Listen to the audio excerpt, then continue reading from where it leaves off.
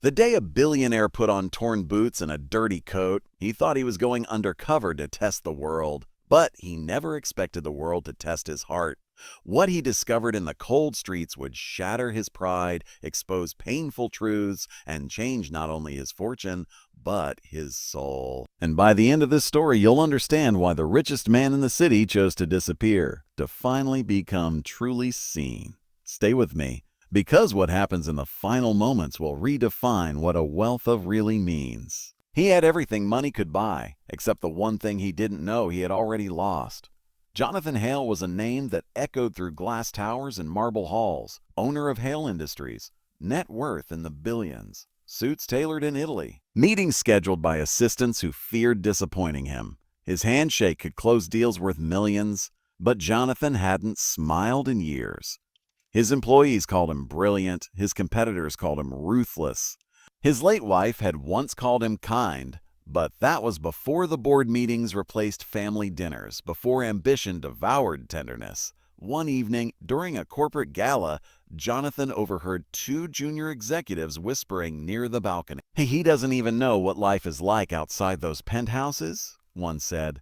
"Yeah, if he ever had to live like the people he fires, he wouldn't survive a week." The words stung more than Jonathan cared to admit. That night, staring at his reflection in a mirror framed with gold, he made a decision fueled by ego. He would prove them wrong. He would dress as a homeless man, a hobo, invisible and ignored, and walk through the very streets his company's policies had reshaped. He wanted to test loyalty, test humanity, test the system. But he didn't realize the test was waiting for him. 2 days later, Jonathan stood in a rundown apartment he secretly owned for real estate speculation. Gone was the polished billionaire. In his place stood a man with tangled hair, a scruffy beard, worn-out boots, and a stained blue coat. He even smudged dirt on his face and practiced lowering his confident posture into something smaller, defeated. When he stepped onto the sidewalk, no one looked at him. For the first time in decades, Jonathan Hale was invisible. He approached a cafe his company funded through an urban development program. Inside, he had once cut a ribbon for the grand opening. Now, he shuffled toward the counter and asked quietly, "Could I have some water?" The barista didn't even look up. "A customer's only. I don't have money?" "Then move aside." The dismissal hit harder than he expected. Outside, a security guard, an employee of his own subsidiary, pushed him away from the entrance. "You're bad for business, bad for business, bad for business." Jonathan had used those words himself in meetings justifying layoffs and evictions from company-owned housing blocks. As hours passed, he saw the city from ground level, the stares, the suspicion, the discomfort people felt just walking near him. Some avoided eye contact as if poverty were contagious. Then it began to rain. He sat under a bridge, shivering, not because he lacked shelter, he could return anytime, but because he suddenly understood something terrifying. People didn't hate the homeless, they simply refused to see them. As night deepened, Jonathan heard soft footsteps approaching. A little girl no older than 8 carrying a paper bag. She hesitated before speaking. "Mister, are you hungry?" Her voice was steady, but her shoes were worn thin. He nodded slowly. She handed him half a sandwich and a small apple. "My dad says we don't have much, but we always have enough to share." Jonathan felt something crack inside him. "Where's your dad?" he asked. She pointed behind her. A man stood nearby, paint splattered across his jacket, wearing a red beanie, watching cautiously. The man approached. "I'm sorry if she startled you. She insists on helping anyone she sees sitting alone." Jonathan looked into the man's eyes and saw exhaustion, but also dignity. "I used to own a painting company," the man said with a sad smile.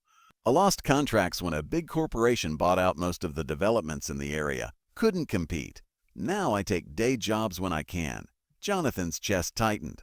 Hale Industries had acquired dozens of small contractors last year. "What's your name?" Jonathan asked. "Oh, Mark," the man replied. "And this is Lily." Lily beamed. That night, as they sat under the bridge sharing stories, Jonathan forgot he was pretending. For the first time in years, no one treated him as a billionaire. They treated him as human. And it terrified him how much he preferred it. But the hardest truth was still waiting. The moment he revealed who he truly was, he expected gratitude. Instead, he was met with silence that hurt more than rejection. Jonathan returned to his penthouse at dawn, soaked and shaken. He stared at the skyline his company helped shape. Every building suddenly looked different. He could ignore what he felt, or he could face it. For a week, he continued the disguise. He saw mothers turned away from shelters that lacked funding. He saw veterans sleeping on cardboard outside luxury apartments he had financed. He saw workers laid off after automation decisions he personally approved. But every evening, he returned to the bridge. Mark and Lily became his anchor. Mark never complained, even when describing losing his home.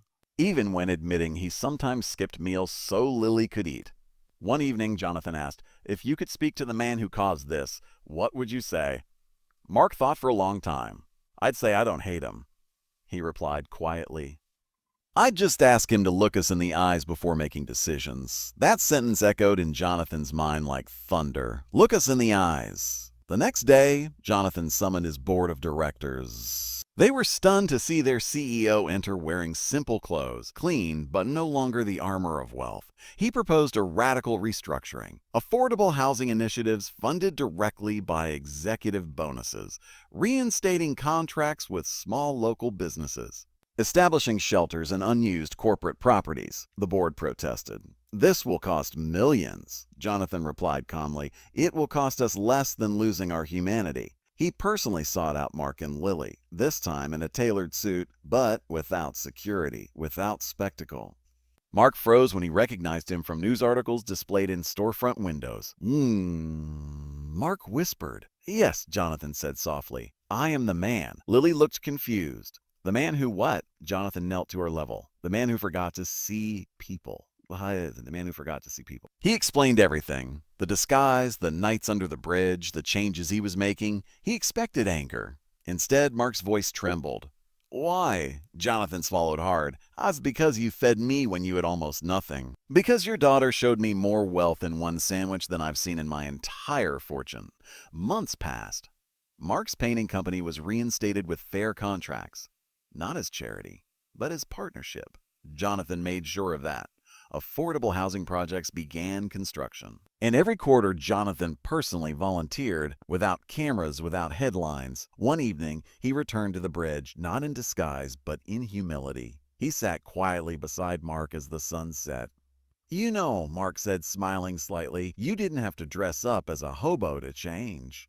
Jonathan looked at the horizon. No, but I had to lose everything I thought I was to become who I should have been." Lily ran toward them, laughing. For the first time in years, Jonathan Hale laughed too. And this time, it was real. We often measure wealth in numbers, properties, and power. But the truth is this: real wealth is measured in compassion, in the courage to see the invisible, in the humility to admit we were wrong. Sometimes it takes losing our status to find our soul. And maybe the richest person in the room is the one willing to kneel. If this story touched you, remember, you don't need to be a billionaire to change someone's life. Sometimes all it takes is half a sandwich.